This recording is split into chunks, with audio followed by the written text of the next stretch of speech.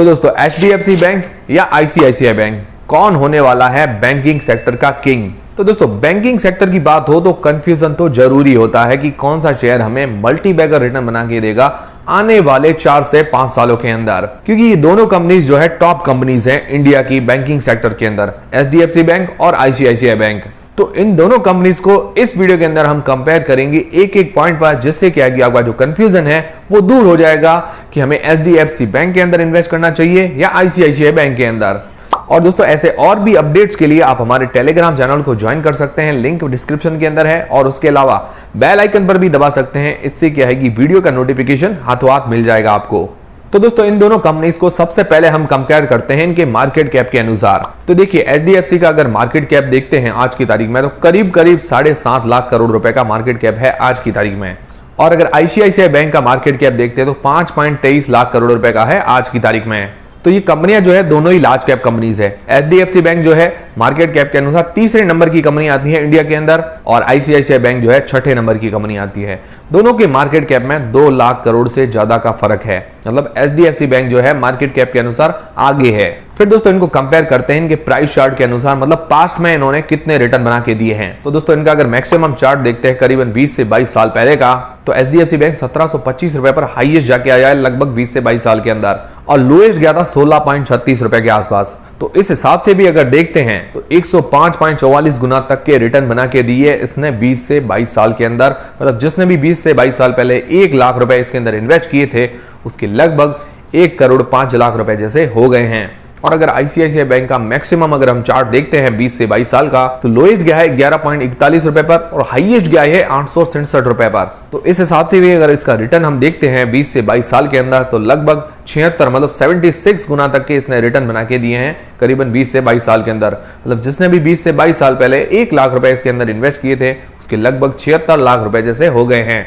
तो पास्ट में HDFC ने बहुत बढ़िया रिटर्न बना के दिए हैं, पर हमें पास्ट के रिटर्न्स पर ध्यान नहीं देना है, हमें ध्यान देना है कि फ्यूचर में आगे क्या होने वाला है। तो इसके लिए हम क्या करेंगे, इन दोनों कंपनीज का काम देखेंगे, इन दोनों कंपनीज का प्रोडक्ट पोर्टफोलियो देखेंगे कि ये दोनों कंपनीज क्या क्या काम करती है। और उससे पहले मैं आपको एक और चीज बताना चाहूंगा, अगर आप बैंकिंग सेक्टर्स के शेयर्स के अंदर इन्वेस्ट करना चाहते हैं, SIP या लमसम किसी भी मोड के अंदर अगर आप इन्वेस्ट करना चाहते हैं, तो आपको स्मॉल केस पर बैंकिंग सेक्टर का रेडीमेड पोर्टफोलियो देखने को मिल जाएगा, जहां पर हाई ग्रोथ वाले बैंकिंग शेयर्स को अपने पोर्टफोलियो के अंदर शामिल किया गया है। आपको इन्वेस्ट करने के लिए क्या करना है, सिंपली अपना कोई भी जो भी आपका ब्रोकर है, मतलब आपका जहां पर भी डीमेट अकाउंट है, जीरोधा, अपस्टॉक्स, एंजल ब्रोकिंग, उसके साथ आपको स्मॉल केस के अंदर लॉग इन करना है और फिर अपना पोर्टफोलियो सेलेक्ट करना है, SIP या लमसम मोड सेलेक्ट करना है, जिसके अंदर भी आप इन्वेस्टमेंट करना चाहे तो उस हिसाब से आप इन्वेस्टमेंट कर सकते हैं। और डीमेट अकाउंट अभी तक नहीं है तो वो भी आप खुलवा सकते हैं। और उसके अलावा स्मॉल केस पर आपको और भी काफी सारे सेक्टर्स के रेडीमेड पोर्टफोलियो देखने को मिल जाएंगे, जैसे IT सेक्टर है, इलेक्ट्रिक व्हीकल सेक्टर है, ऑल वेदर इन्वेस्टिंग है। इसमें फायदा यह है कि आपको ज्यादा रिसर्च नहीं करनी पड़ती है, बस रेडीमेड पोर्टफोलियो के अंदर आप डायरेक्टली इन्वेस्ट कर सकते हैं। तो स्मॉल केस की जो लिंक है वो मैंने डिस्क्रिप्शन के अंदर प्रोवाइड करवा दी है। अभी स्मॉल केस पर लॉग इन करके अपनी इन्वेस्टमेंट की जर्नी की शुरुआत करें। अब दोस्तों इन दोनों कंपनीज का प्रोडक्ट पोर्टफोलियो देख लेते हैं, मतलब कंपनीज काम क्या करती है। तो देखिए दोस्तों HDFC बैंक जो है इंडिया का लार्जेस्ट प्राइवेट सेक्टर बैंक है, मतलब बैंकिंग सेक्टर के अंदर ये नंबर 1 कंपनी है इंडिया के अंदर, और उसके अलावा मार्केट कैप के अनुसार भी तीसरे नंबर की कंपनी है। और इसका काम रिटेल बैंकिंग का है, लोन प्रोवाइड करवाने का है, वहां से ही अपनी इनकम वगैरह जो है जनरेट करती है। और इसका अगर नेट इंटरेस्ट मार्जिन अगर हम निकालते हैं तो करीब 4.2% का आता है। और इसके अलावा क्रेडिट डेबिट कार्ड के अंदर भी ये लीडर कंपनी है, करीबन 50% के आसपास का मार्केट शेयर करती है इंडिया के अंदर। और उसके अलावा सेकंड लार्जेस्ट कलेक्टर बैंक है डायरेक्ट टैक्सेस के अंदर। और उसके अलावा मिडिल मार्केटिंग बैंकिंग के अंदर ये नंबर 1 कंपनी है 60% के मार्केट शेयर के साथ। और उसके अलावा ऑटो लोन्स, मतलब जो व्हीकल के लोन्स वगैरह होते हैं, उसके अंदर भी ये लीडिंग कंपनी है इंडिया के अंदर। और देखा जाए तो लगभग हर एसेट कैटेगरी के अंदर ये नंबर 1 कंपनी है HDFC बैंक। और इंटरनेशनल डेबिट कार्ड जारी करने वाली ये पहली कंपनी थी इंडिया के अंदर। और उसके अलावा अगर इसके प्लस पॉइंट की बात करें तो HDFC जो सिक्योरिटीज है, मतलब जहां पर हम शेयर खरीदते और बेचते हैं, जहां पे डीमेट अकाउंट होता है, मतलब ब्रोकरेज फर्म है, वो भी HDFC बैंक के अंडर में आती है, इसकी सब्सिडरी है। और इसके अंदर 19.32% की जो हिस्सेदारी है वो HDFC लिमिटेड की है। और आने वाले टाइम में HDFC लिमिटेड और HDFC बैंक दोनों मर्ज हो जाएंगे। उसके बाद क्या है कि इनका जो बिजनेस है, उनका प्रोडक्ट पोर्टफोलियो है, काफी वाइड हो जाएगा। फिर उसके अंदर insurance sector, loan sector, asset management कंपनियां हैं, ये HDFC सिक्योरिटीज है, तो ये सारी कंपनियां एक साथ हो जाएगी। तो इससे क्या है कि ये कंपनी और ज्यादा मजबूत हो जाएगी आने वाले टाइम में। फिर दोस्तों बात करते हैं ICICI बैंक के बारे में। तो अगर ICICI बैंक की बात करें तो ये सेकंड लार्जेस्ट प्राइवेट बैंक है इंडिया के अंदर। सेकंड लार्जेस्ट प्राइवेट भी कह लें या सारे जो बैंक है मतलब पब्लिक और प्राइवेट, उसके अंदर भी ये सेकंड नंबर पर आती है। और इसका काम भी सेम ही है, रिटेल बैंकिंग का, लोन वगैरह प्रोवाइड करवाना। और इसका नेट इंटरेस्ट मार्जिन है 3.67% का। तो नेट इंटरेस्ट मार्जिन जो है HDFC बैंक का थोड़ा ज्यादा है। और इंडिया के अंदर लगभग इसकी 5300 ब्रांच है और 15,200 ATMs है आज की तारीख में। और इसका डेबिट और क्रेडिट कार्ड जारी करने के अंदर भी अच्छा नंबर है इंडिया के अंदर। और इसकी इंटरनेशनल प्रेजेंस भी है जो इसके लिए प्लस पॉइंट हो जाता है, जिसके अंदर USA, Singapore, Bahrain, Hong Kong, Dubai, China, UK, Germany, यहां पर इसकी प्रेजेंस है, ये इसके लिए प्लस पॉइंट है। और इसके अलावा अगर एक और बड़े प्लस पॉइंट की बात करें तो ICICI प्रूडेंशियल के अंदर जो इसका स्टेक है लगभग 51% का, जो कि इंश्योरेंस की कंपनी है। फिर ICICI लोम्बार्ड जो भी इंश्योरेंस की कंपनी है, उसके अंदर इसका स्टेक है 52% का। फिर ICICI एसेट मैनेजमेंट कंपनी है, उसके अंदर इसका स्टेक है 51% का, जो कि म्यूचुअल फंड रिलेटेड कंपनी है। फिर ICICI सिक्योरिटीज जो कि ब्रोकिंग फर्म के रूप में काम करती है, उसके अंदर इसका जो हिस्सा है लगभग 75% का। अलावा ICICI सिक्योरिटीज डीलरशिप, उसके अंदर भी 100% की हिस्सेदारी है इसके अंदर। तो मतलब अगर हम ICICI बैंक के अंदर इन्वेस्ट करते हैं तो हमें प्रोडक्ट पोर्टफोलियो जो है काफी wide range of product portfolio मिल जाता है। मतलब एक बैंक का शेयर लेने पर हमें दूसरी और कंपनीज के अंदर भी इन्वेस्टमेंट मिल जाता है, मतलब इनडायरेक्टली आपका इन्वेस्टमेंट वहां भी हो जाएगा।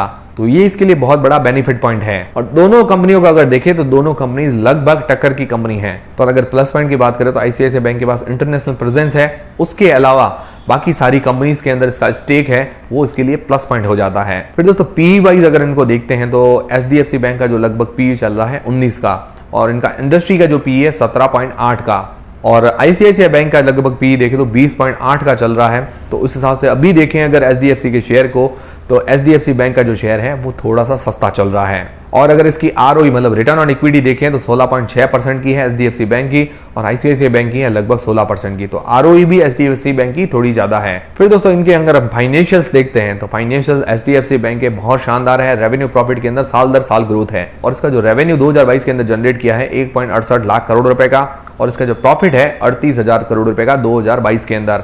और बाकी अगर डेप्ट की बात करें तो डेप्ट बैंकिंग सेक्टर पर होता ही है, लोन लेना देना चलता रहता है। फिर ICICI बैंक के फाइनेंशियल्स की बात करें तो इसका जो रेवेन्यू प्रॉफिट है उसके अंदर बढ़िया ग्रोथ है, पर 2021 से 2022 के अंदर रेवेन्यू के अंदर थोड़ी सी गिरावट आई है। करीबन रेवेन्यू इसका 2% जैसा डाउन हुआ है 2022 के अंदर, और प्रॉफिट इसका बढ़ा है। तो 2022 के अंदर जो इसका रेवेन्यू है 1.58 लाख करोड़ रुपए। रेवेन्यू के मामले में अगर बात करें तो लगभग बराबर ही है HDFC बैंक और ICICI बैंक का रेवेन्यू। और अगर इसका प्रॉफिट देखें तो 25,000 करोड़ रुपए का प्रॉफिट जनरेट किया है। प्रॉफिट मार्जिन बहुत कम है HDFC बैंक से, बाकी रेवेन्यू में इतना फर्क नहीं है। तो उस हिसाब से अगर देखा जाए तो ICICI बैंक उतना ही बिजनेस करता है जितना HDFC बैंक करता है, पर उनके मार्केट कैप में बहुत ज्यादा फर्क है। तो ओवरऑल अगर इनका हम कंक्लूजन देखते हैं, मतलब ICICI बैंक बेस्ट है या HDFC बैंक। और दोस्तों उससे पहले आप भी मुझे कमेंट करके बता सकते हैं कि ICICI बैंक आपको अच्छा लग रहा है या HDFC बैंक।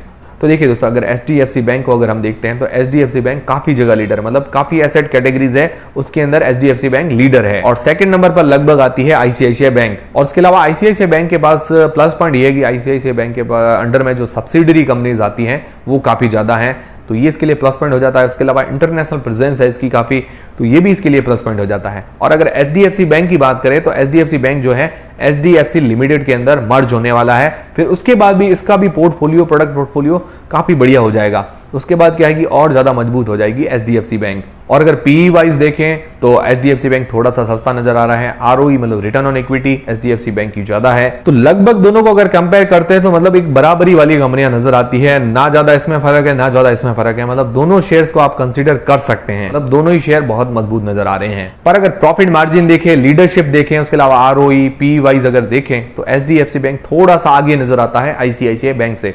तो इस वीडियो के अंदर अगर नंबर 1 पर लेना चाहूंगा तो मैं HDFC बैंक को, और सेकंड नंबर पर ICICI बैंक को। और बाकी अगर देखें तो विशेष कोई भी फर्क नहीं है, तो अगर फर्क देखें तो 19-20 का फर्क आप मान सकते हैं। तो दोस्तों उम्मीद करता हूं ये वीडियो आपको काफी पसंद आया होगा, और आपका जो कंफ्यूजन है ICICI बैंक और HDFC बैंक को लेकर वो दूर हुआ होगा। अगर दूर हुआ है तो आप मुझे कमेंट करके जरूर बताएं, और वीडियो को लाइक जरूर करें, और दोस्तों चैनल को सब्सक्राइब कर लें। स्मॉल केस की लिंक भी आपको डिस्क्रिप्शन के अंदर मिल जाएगी। मिलते हैं दोस्तों नेक्स्ट वीडियोस के अंदर।